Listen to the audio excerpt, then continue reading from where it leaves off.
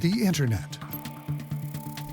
What began as an exclusive tool to connect militaries, governments, and then universities has now, more than 60 years later, transformed everything about how modern societies operate and communicate. Today, no one can escape the grasp of social media or evade the mind-boggling connectivity that nearly all humans worldwide now have access to. But few have been prepared for what has also emerged with all this human connectedness. A new and ominous strain of human behavior has been unleashed. Increasingly, people are hiding behind a cloak of anonymity, waiting to provoke, harass, and even threaten anyone they choose. They are called Internet trolls.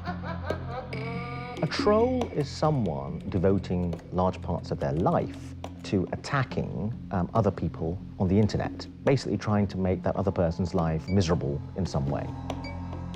They send things to my home.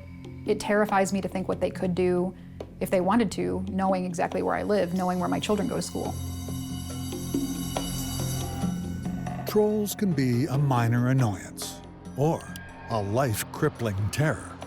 But what happens if society tries to silence them? Who loses then? Trolling is a free speech issue, and if you aren't free to hate someone, then you're not free. I've been associated with all kinds of organized trolling groups. We're stretching the bounds of free speech. You either use it or you lose it. Feelings will be hurt. Politicians and the courts are now grappling with who really is a dangerous troll. I've been called troll by very powerful people that should know better. Homophobe, misogynist, racist, all this stuff is just lazy people not wanting to interact. Artist Gregory Allen Elliott is at the center of a landmark trolling case that might land him behind bars and forever change what any of us, anywhere, can or cannot say online. If Mr. Elliott is convicted of a criminal offense, watch out. Nobody will be safe. You better shut up, because if you don't, he could be going to jail.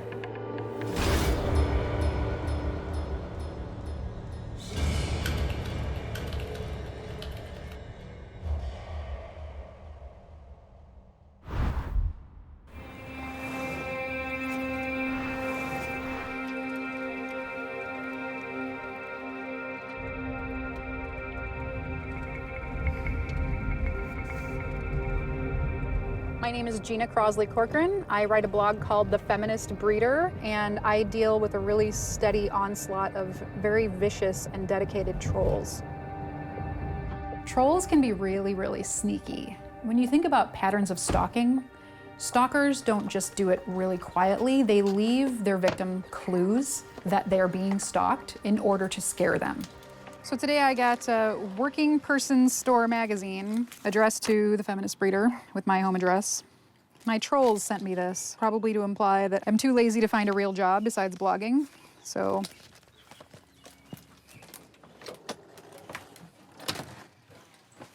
guys, hey! Come here, pumpkin pie. Gina's blog earns her family a decent income. She writes about being a stay-at-home mom, but from a pro-choice, modern feminist perspective. And a large, active community of like-minded women has grown around her blog. I like to see that recognition response when someone else goes, oh, me too. And that's so validating. That's why I do it. Feminists are frequently targeted by trolls. Gina knew to expect attacks, but she's been overwhelmed by the volume of abuse and stunned to discover who her trolls are. The trolls and the really dangerous people that I attract are themselves mothers and have small children at home. They get something out of taking out their frustrations on someone like me. They see me as a figurehead, and they're really angry about the attention I'm getting from people, and they want to discredit me in any way they possibly can. These people spend all day taking screenshots of every word I type on the internet. They all pick it apart. They talk about my children. They talk about my clothes. They spend an incredible amount of energy focusing exclusively on something that they claim to completely hate. And to me, that's the difference between someone who just disagrees with you or someone who's really stalking every move you make, and those are the trolls. Gina sees little difference between her trolls and a stalker. They want to see her react, and they know how to push her buttons. A stalker wants to upset that person. They want to make them afraid. And that's what these trolls do. They leave comments in such a way that makes you feel afraid of what they're gonna do and say. They'll leave comments about my address or my kids, and they do it because they wanna get a reaction out of me. They wanna see me lash out, and it all feeds into this sick and twisted entertainment value to them.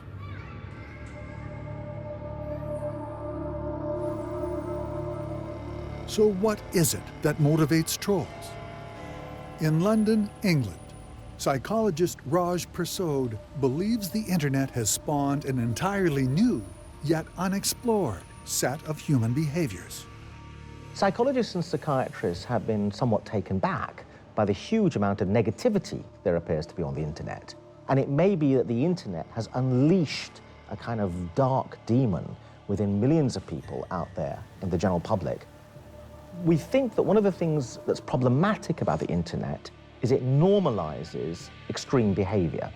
So because you see a lot of people on the internet behaving in an extreme fashion, you think it's more normal than it might actually be.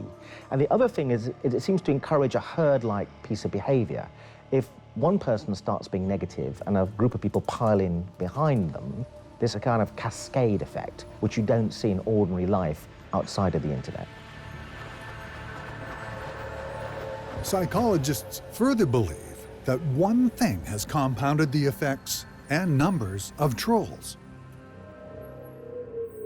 Anonymity seems to be a very important factor on the internet in that it seems to make people less inhibited about doing nasty things.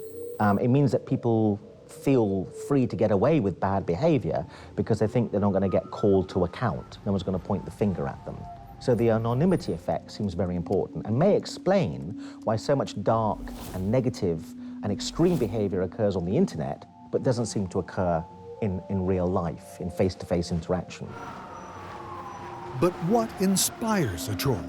What do they get out of it? Operating out of an undisclosed location in North America, one hardcore and self-professed troll agreed to tell us, provided we maintained his anonymity. I'm Wild Goose, and I'm a member of the Bill Wagner crew. And I've done a podcast for the past several years documenting internet troll activity, hacker activity, Gamergate, Anonymous, Occupy, you name it. I've been a part of it. There's a serious darkness in not only us, but I think in everybody online. I think a lot of people just don't tap into the power of anonymity and what it can do for them. When you're anonymous, you're free to do and say a lot of things that you otherwise wouldn't do in real life. You would be powerless to do in real life. Goose joined forces with like-minded trolls he met online, and they work as a team to offend and infuriate as many people as they can. If you were to Google Bill Wagner crew, chances are you'd come across a term called rip trolling. When somebody dies and their family puts up a memorial up in their honor, we might set up a separate page, or we might just go on that page and create a ruckus. But the idea is to get as many followers as possible on that page and make it seem as legit as possible so that we can offend as many people as possible when we start posting gore and other kinds of shocking material.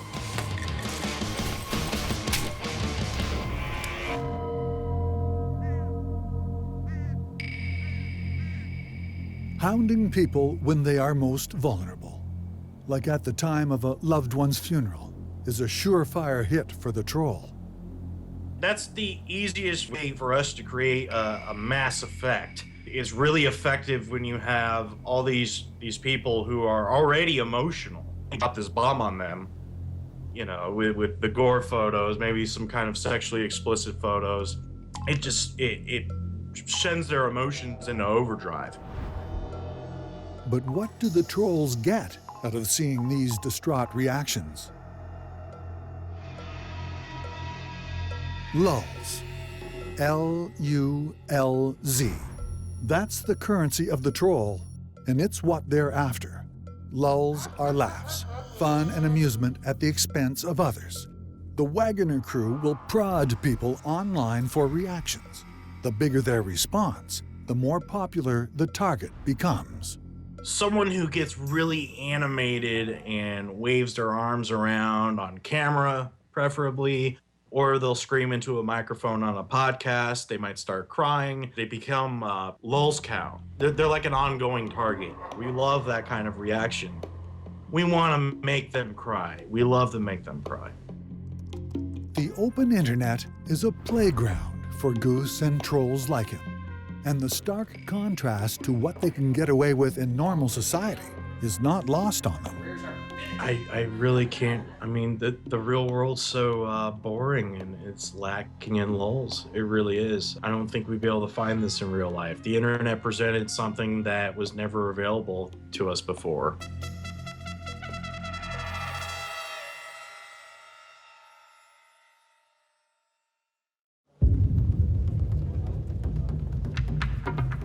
Today, if you go on the internet, you're entering the domain of the troll. But where did internet trolling all start?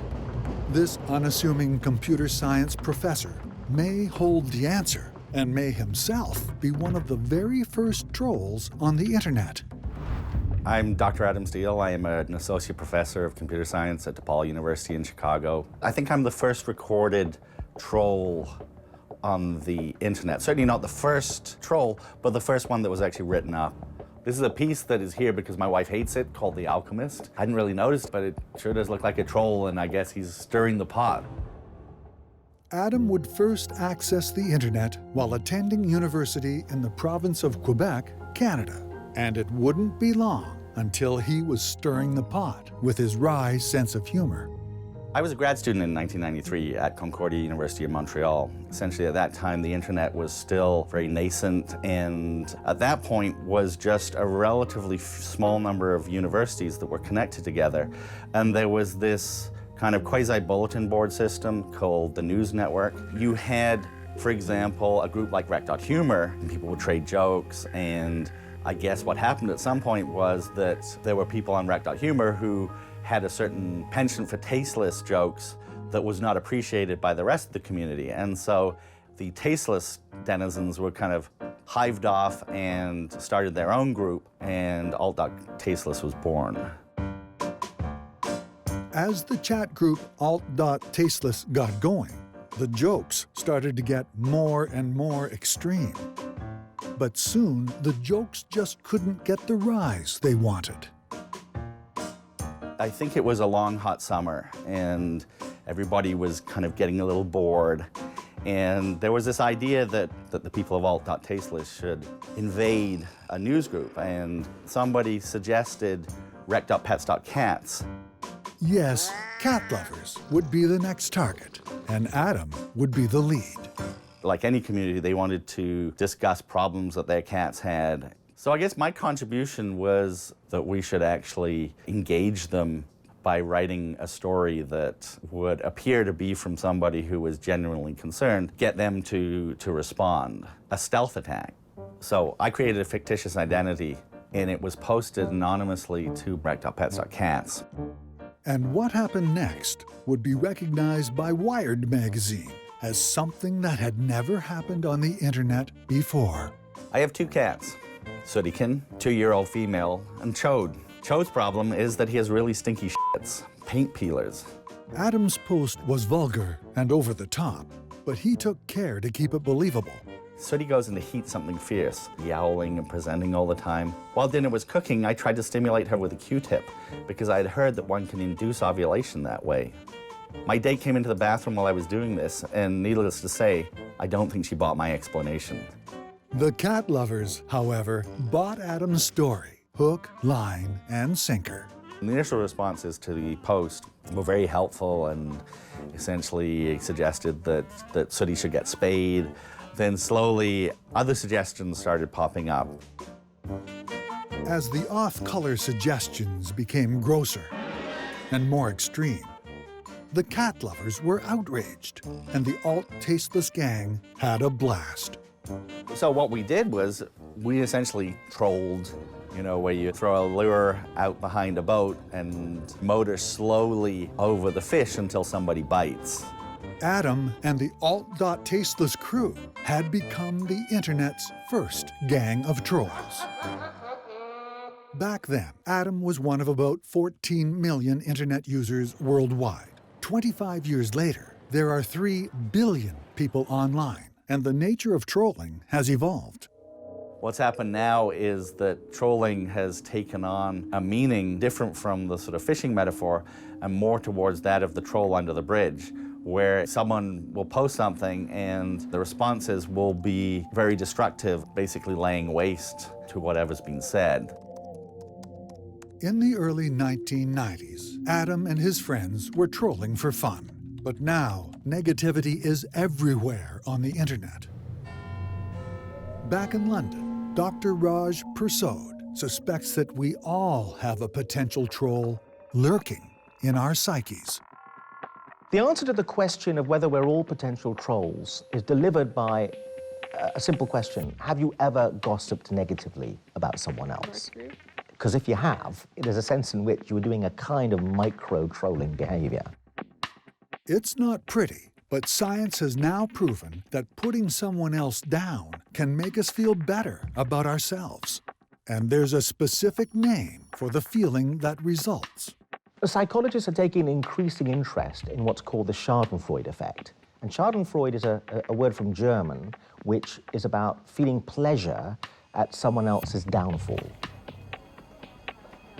There are a lot of people on the planet feeling low self-esteem, feeling beaten up by life.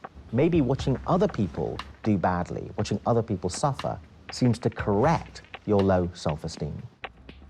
Deriving pleasure from the pain of others is a characteristic we all seem to have to a degree. But psychologists are now finding that hardcore trolls are likely to express 4 dark personality traits. In Winnipeg, Canada, a landmark study of internet trolls has now shown that one of those dark traits stands above the rest: sadism. Sadists do it because they like it. Some people get their jollies by being rude and obnoxious and causing harm to other people, sometimes serious harm to other people, and it gives them pleasure. Dr. Paul Trapnell and his colleagues have confirmed that the internet, with millions of potential victims and anonymity to hide behind, is a playground for people with sadistic tendencies. It's a venue where a person can go on and ruffle somebody's feathers or embarrass or humiliate them or make them feel anguish, and there's no consequence to that, and it's easy to do. So that might attract people that take pleasure in harming people, and that seems to be what we found. Trapnell and his team began their studies by focusing on people who frequently leave comments on message boards. A significant number of them unabashedly rated trolling as their favorite commenting activity. Then we asked them to also fill out a number of personality questionnaires, and those questionnaires included some measures of well-known, widely studied forms of nasty tendencies. We found, as expected, that the trollers were higher on all of the malevolent traits. It's not a stretch, but nobody had investigated that with data. And so we did so, and sure enough, that's true.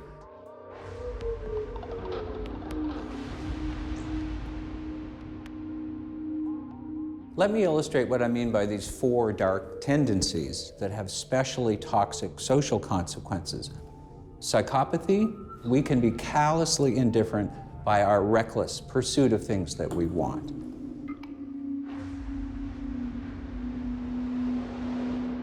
In narcissism, we are callously indifferent to others by our pursuit of grandiosity and wanting to hog the limelight, wanting to think that we are superior to other people. Machiavellianism, the pursuit of strategic harm in order to benefit ourselves. Sadism is a particularly malevolent way that we can do harm to others, and that is by seeking to harm people purposely because it's pleasurable to us. So all of us have the potential to be dark in these 4 different ways, And indeed, some people combine these tendencies in ways that make them especially dark, malevolent individuals. And that is a very, very malevolent person. This is not somebody that you want to have anything to do with at all. Definitely not. Nasty individuals have had free rein on the internet, and trolling is on the rise. But more and more people are starting to fight back. This accused troll has been forced off the internet for 3 years by a Toronto court. And today, his artwork has been forced off these cafe walls by angry protests. Gregory Allen Elliott is in limbo, awaiting verdict in a landmark Twitter harassment trial. When I used Twitter, I used it as a pure form. As an artist, I just went, this is a brush, this is some paint, this is a canvas. I used it to comment on politics. I used it to help people. And I just used it every way possible. One day I responded to every tweet that came across my tweet stream. And then someone said, you don't have to respond to everything. And I said, I know, right? But today that's what I'm doing as an artist and an experimenter. At one point, Gregory was sending 300 tweets per day. He was acerbic, sometimes crude, and very opinionated. Inevitably, he made some enemies who wanted to shut him up.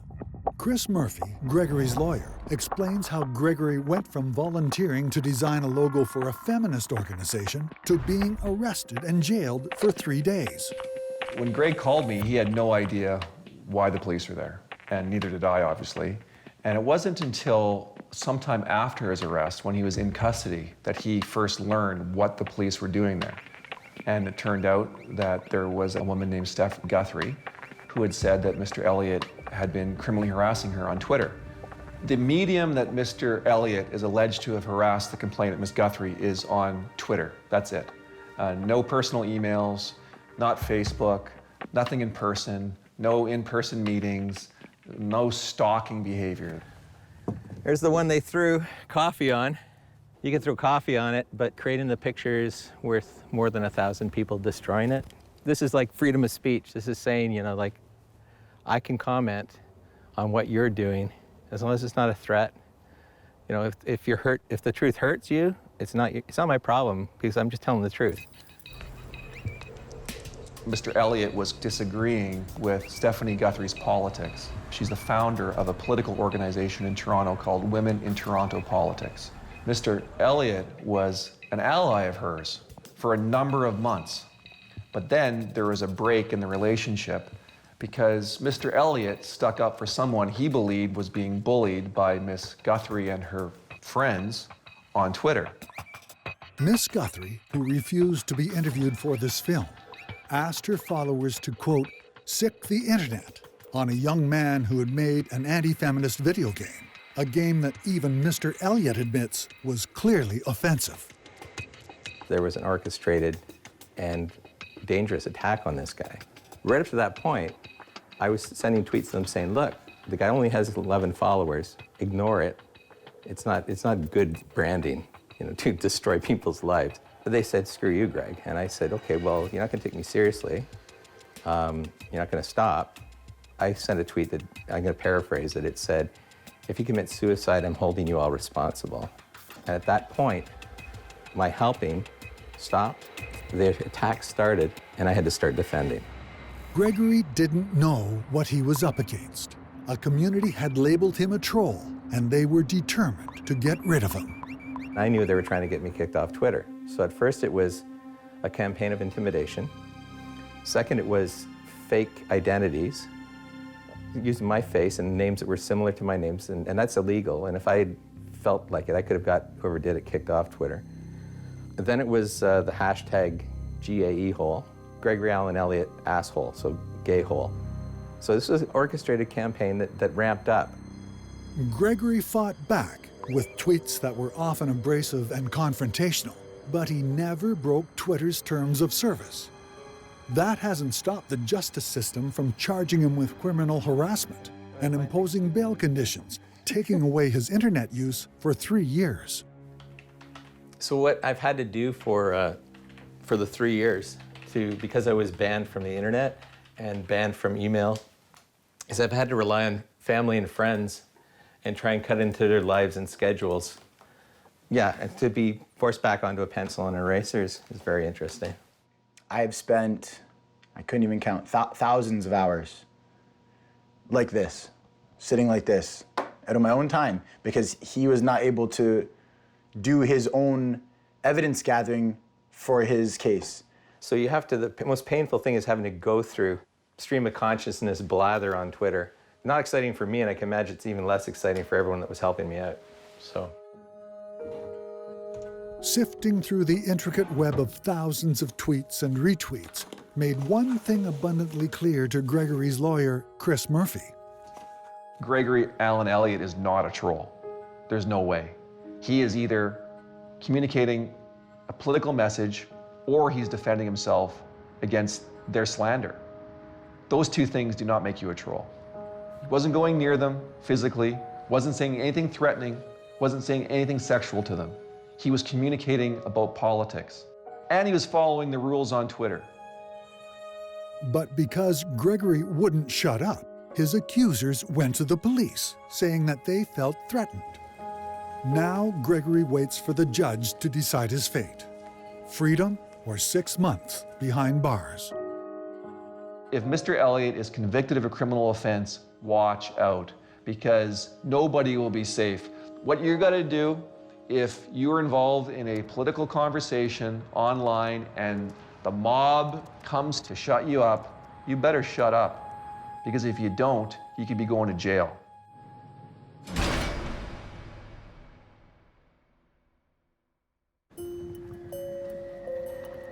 Internet trolling has two essential parts: the attack and your reaction.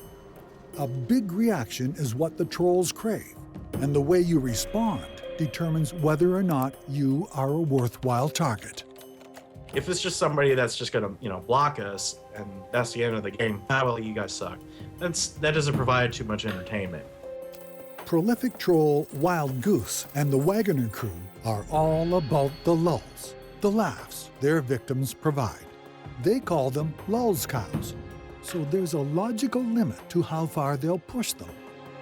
There's a symbiotic relationship between the internet troll and the lulz cow.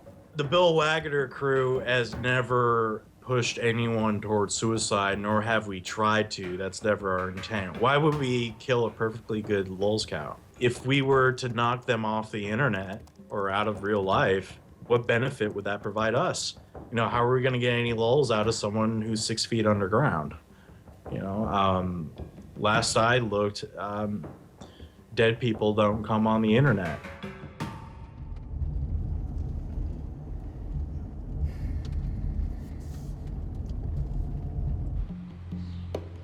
Stay-at-home mom and professional blogger Gina Crossley-Corcoran faces a politically motivated faction among her trolls. They disagree with her opinions on home birth, breastfeeding, and the healthcare system, and they want to drive her blog off the internet altogether.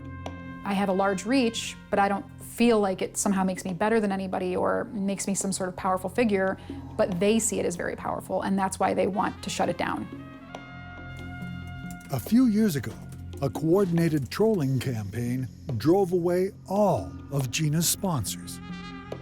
There were a couple of brands that hung on, but ultimately they were like, listen, these people are flooding our Facebook page with negative comments and hateful comments and talking about our families now, and we just can't do it. So suddenly, almost overnight, I had no income base, but I had what had become an expensive blog to run. Gina took a chance and put up a paywall. Fortunately, it turned out that most of her audience was willing to pay to be part of the feminist breeder community. But the frustrated trolls have since stooped to new lows. One of them called the police and told them that I was committing suicide. So the police showed up at my house at like 3 in the morning, woke me up out of bed, and said, we got an anonymous tip that you are suicidal and we have to put you under a 72-hour psych hold. So I was being thrown in the back of an ambulance, crying, upset, afraid my children were gonna wake up and see mommy being taken away. Luckily, I was able to talk to the EMT, and I explained to him, like, listen, this person you're saying from Twitter, this person doesn't know me. Please don't take me anywhere. I have kids to wake up to in the morning. And luckily, he sort of saw the situation for what it was, and he, let me out of the ambulance and said, okay, go back to bed. So I found out from the police that anyone can make a call and say that they're worried about you committing suicide, or they're worried about your children's welfare, and anyone can make an anonymous tip. They don't have to leave their name. So there's really nothing legally speaking that I can do about that. My trolls realized that was a good way to use my own local police to harass me and get me out of bed at 3 in the morning. In the course of a year, it happened 3 times. So I went to the police and I said, this has to be illegal. And, the local police's response was basically, well, if you don't like it, get off the internet.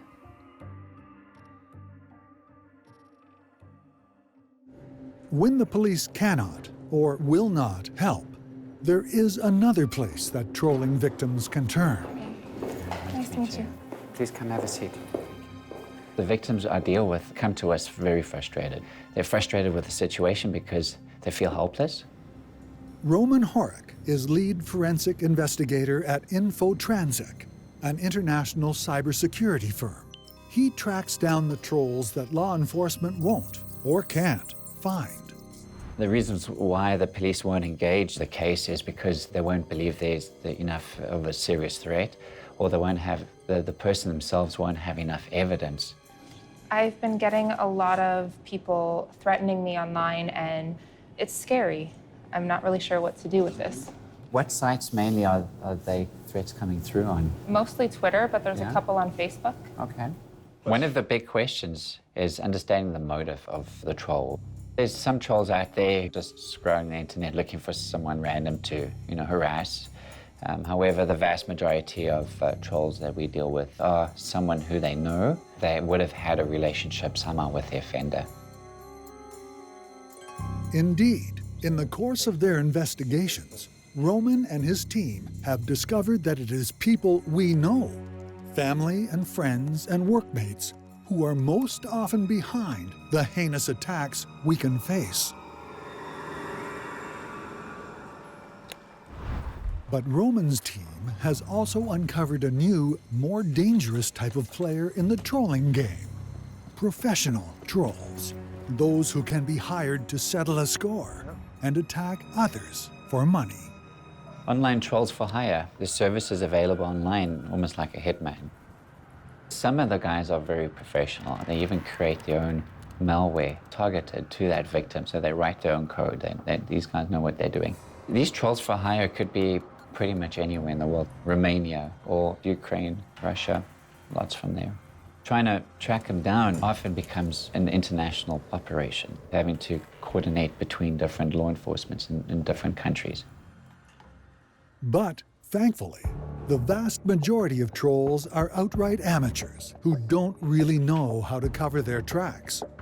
About 85% of people who are doing these things, trolling and harassing people online, are not tech savvy. Most offenders are leaving a vast amount of digital evidence every day, every second, every minute right now. Pretty much everything we do online is potentially archived. Many trolls operate with a false sense of security about their anonymity and of the potential consequences they face if exposed. In England, the law has taken a hard stance and a line has been drawn in the digital sand.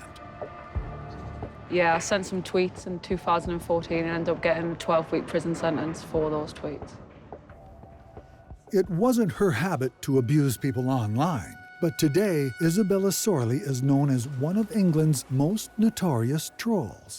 So, what was Isabella's online offense?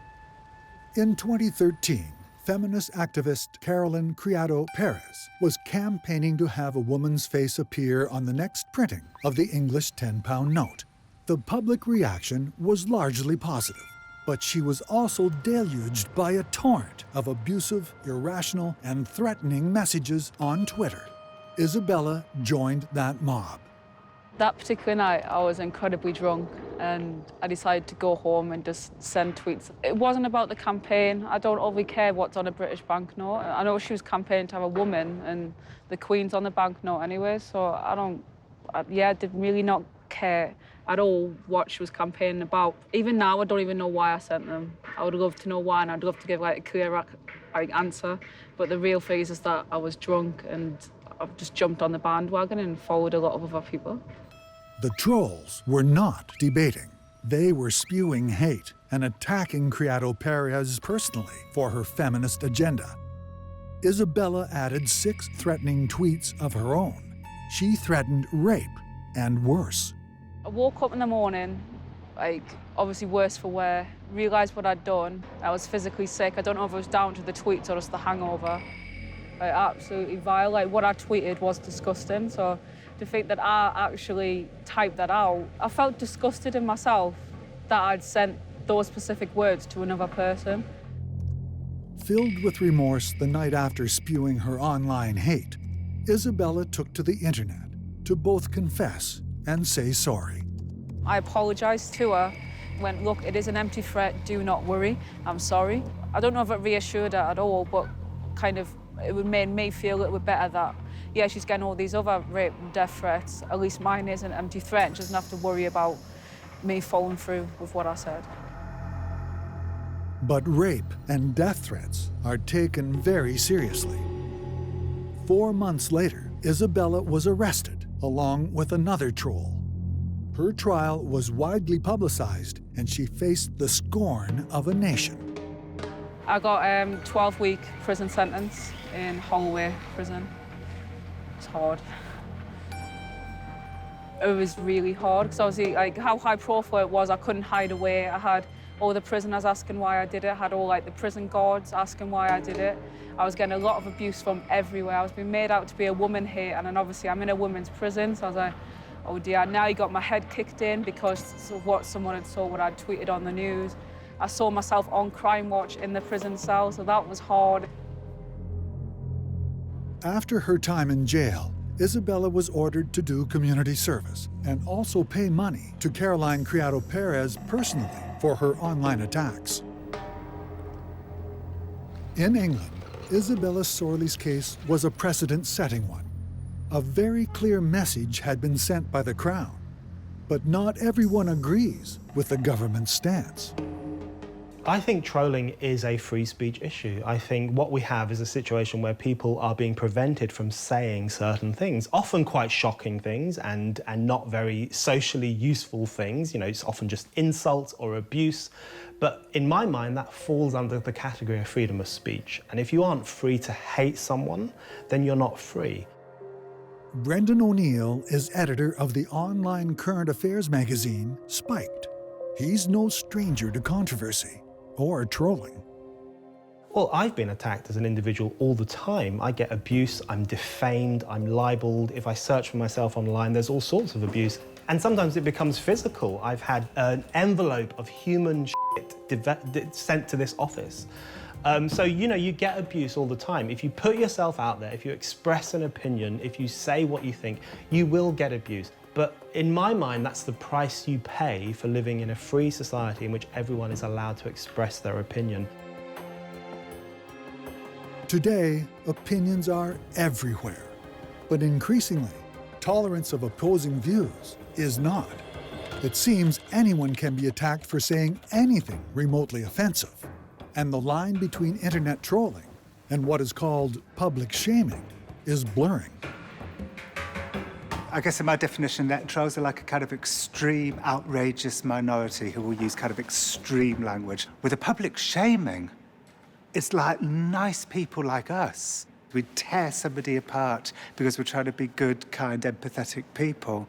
And we're the ones who really do the damage, because being torn apart by like tens of thousands of lovely people like us for a joke that lands badly on Twitter, that is profoundly and horrendously traumatizing. Best-selling Welsh author John Ronson thinks the social media pylons and the public humiliation that many of us take part in daily is out of control. Take somebody like Justine Sacco, you know, who just before getting on a plane to Cape Town wrote, "Going to Africa, hope I don't get AIDS, just kidding, I'm white." And she chuckled to herself and pressed send and got no replies. Got on the plane, turned off her phone, fell asleep. Probably the last decent sleep she had in a year. Justine had only 170 Twitter followers when she posted her now infamous joke. But as she slept on that flight, the internet exploded.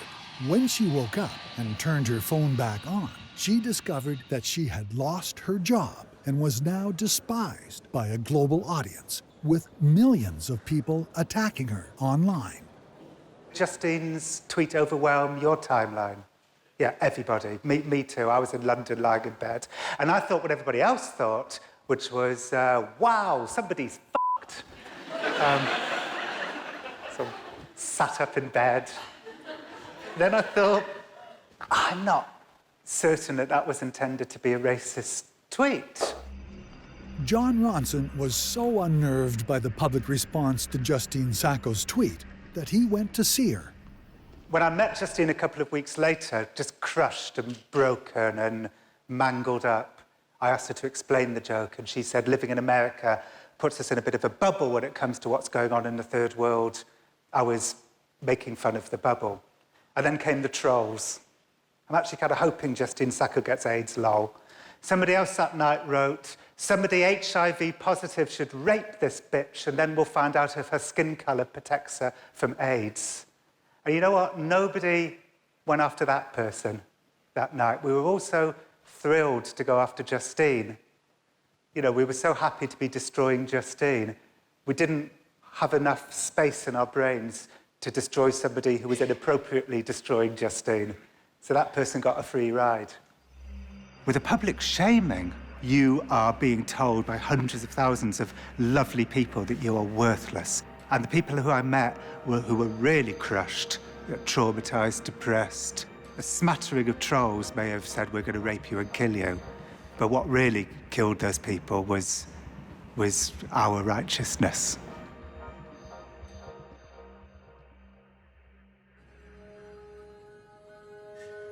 The line between bad behavior and trolling is blurring.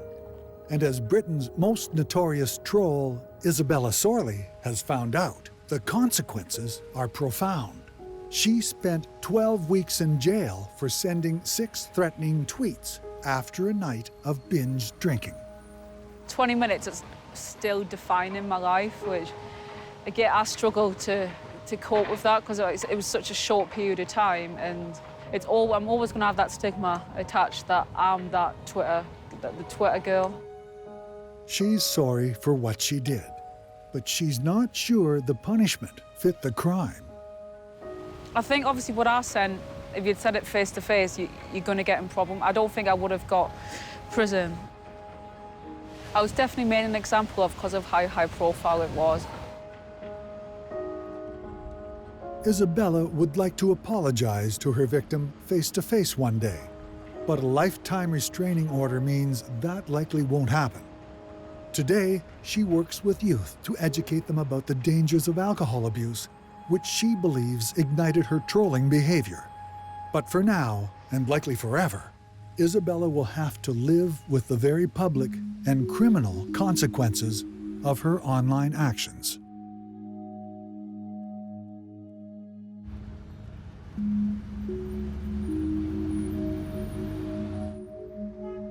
Free speech advocate and journalist Brendan O'Neill doesn't mince words. He thinks Britain is creeping closer to a 1984 George Orwell police state when it comes to what can or cannot be said in society. He sees trolls as a scapegoated minority, pawns in a game where much more is at stake. We present the trolls as powerful and the trolled as these kind of victims. I think it's the other way around. I think troll hunters, usually the media people who present themselves as these brave warriors against offensiveness on the internet, they are the greatest threat to the internet. They are the ones undermining the freedom of the internet, the accessibility of information, the right of people to express themselves. And it's the trolls, the sad man or woman stuck in their bedroom talking rubbish on the internet, they are the victims. As governments legislate to deal with trolling, there may be unintended consequences for everyone who communicates online. And my concern with the way in which trolling is discussed today is that everything gets conflated. So you have a situation where trolling can be everything from someone issuing a death threat, which is obviously a serious thing to do, to someone writing an article saying, I don't think climate change is the biggest problem facing humanity. Everything gets lumped together as trolling. And if you believe in freedom of speech, as I do, you should be outraged by the arrest, not to mention the imprisonment, of someone simply for expressing an idea. 6,000 kilometers away in Toronto, Canada, after 3 years of being forced off the internet, having his artwork vandalized, and wondering if he would go to jail for the tweets he sent, the verdict in Gregory Allen Elliott's case is finally handed down. He is innocent of all charges. The judge says his tweets contained nothing of a violent or sexual nature, and there was no indication that he intended to hurt his accusers.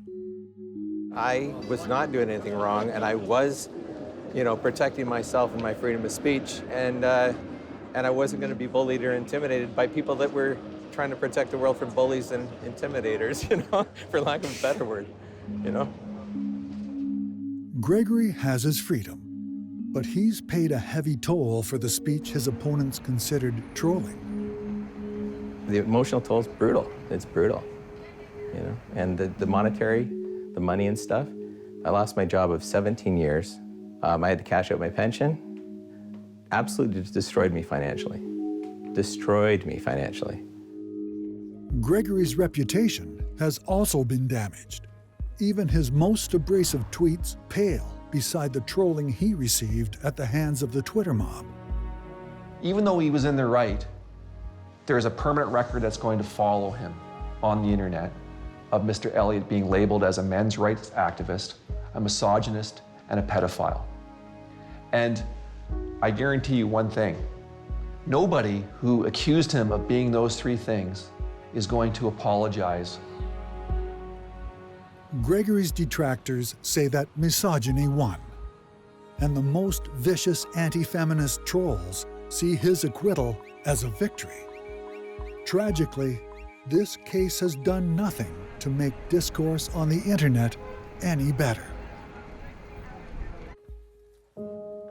Meanwhile, back in Chicago, blogger Gina Crossley-Corcoran is tired. Despite the validation she gets from her feminist breeder community, the trolls are wearing her down. Constant snarky comments, cruel pranks, threats against her family, and late-night police intrusions.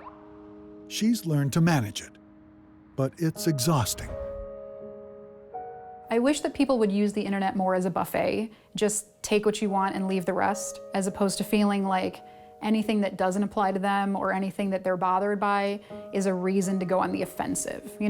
When I go to the buffet, I like the chicken and I like the mac and cheese, but I'm not insulted by the other things that are there that might be useful for other people and other people might find palatable. I'm just like, yeah, those aren't for me, and I walk away. I don't go up to the manager and scream, how dare you have this available at your buffet? It doesn't personally meet my needs. But I feel like a lot of people on the internet, that's exactly the way that they react. Will this new psychological phenomenon of trolling ever end? The answer is likely no. Instead, we need to gain the tools to recognize how to fight trolling and recognize how not to become trolls ourselves. Perhaps ironically, notorious troll Wild Goose advocates for anonymity and cautions that our real physical lives should be kept off the internet altogether.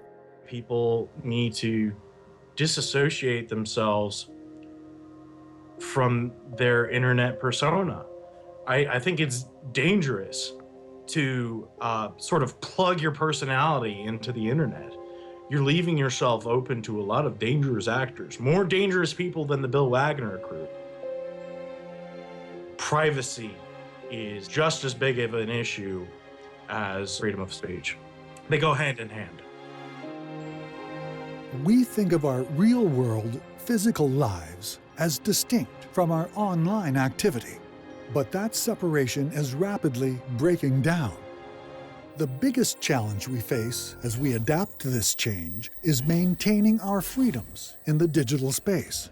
Freedom of speech may be the most difficult to transition. For the first time in human history, the masses can express their opinions in a published forum. I think that's a wonderful thing, and my concern with troll hunting is that it's undermining that democratic breakthrough. Physical threats should never be tolerated, but we may need to ensure that others have the right to disagree with us, insult us, even hate us online. If we are serious about freedom of speech, then we have to allow people to say hateful, obnoxious, racist, sexist things. Freedom of speech covers all forms of speech.